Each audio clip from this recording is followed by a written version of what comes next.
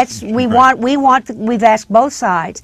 We've written to the Republicans and the Democrats, the minority heads of that committee, to ask them to please find out what happens to a Supreme Court justice who flouts the law. As you know, being supreme is supreme. There's no, they are not bound by ethics laws like the rest of the judiciary. Mm-hmm. I am on a piece of legislation to try to change that because this, I think, has made it absolutely necessary. But we're not judging guilt or innocence. We want the people who are able to do it to make that judgment. But what I'm very interested here, as you know, is the votes that he has cast that I think may be in conflict. And of course his wife can work.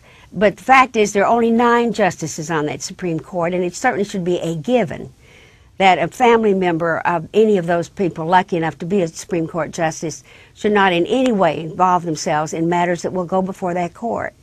Now, we all know that she worked very hard for the Citizens United case, which I think is one of the most egregious things that's ever happened in the United States Supreme Court. Agreed. There is such a thing as a retroactive recusal. We're looking into that. That case, if you remember, was decided 5-4. Mm-hmm. If we could take away his vote, we could wipe that out. It would lose. Goodness. How about that? That's only the future of the democracy there, isn't it? Yes, indeed, and we are absolutely, you know, the judiciary is the last place for all of us to go. We're only as good, all of us, as the courts are, only as safe as the courts are good. Their interpretations are really what give us the freedoms, when you come down to it.